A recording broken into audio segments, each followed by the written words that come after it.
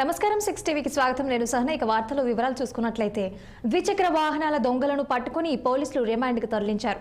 మంచిర్యాల జిల్లా జన్నారం పోలీస్ స్టేషన్లో ఏర్పాటు చేసిన విలేకరుల సమావేశంలో మంచిర్యాల డీసీపీ ఏ భాస్కర్ పాల్గొన్నారు.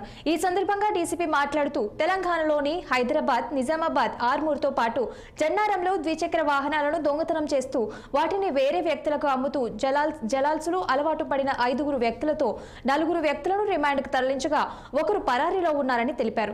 వారి వద్ద నుంచి పోలీసులు 25 లక్షల రూపాయల విలువ చేసే 15 ద్విచక్ర వాహనాలను స్వాధీనం చేసుకున్నారు. ప్రజలెవరూ తక్కువకు వస్తున్నాయని, ఏ వస్తువులను గుర్తు తెలియని వ్యక్తుల నుంచి కొనకూడదని, వాహనాలైతే ఒరిజినల్ రిజిస్ట్రేషన్ చూసుకొని మన పేరున ఆర్టీఏ ద్వారా రిజిస్ట్రేషన్ మార్చుకొని కొనుగోలు చేయాలని తెలిపారు.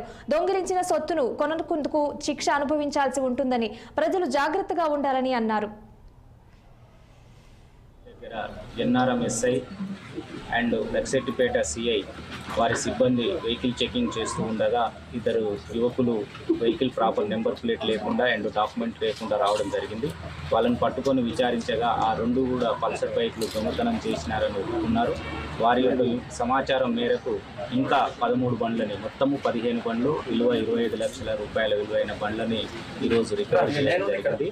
దీంట్లో మటపల్లి పవీను, జగిత్యాల జిల్లా బొడ్డు వరుణు అండ్ మాగేని దేవనర్సయ్య అనే వాళ్ళు ముగ్గురు ఒక గ్రూప్గా ఏర్పడి దొంగతనాలు చేస్తూ వాళ్ళతో జన్నారం మండలం చేసిన కోట వినయ్ అండ్ వేముల ప్రవీణ్ అనే 2 యువకులను కూడా కలుపుకొని 5 ఒక గ్రూప్గా ఏర్పడి హైదరాబాద్, నిజామాబాద్, ఆర్మూర్, జన్నారం ఇంకా రాష్ట్రంలోని వివిధ ప్లేస్లలో ఈ బండ్లను దొంగతనం చేయడం జరిగింది.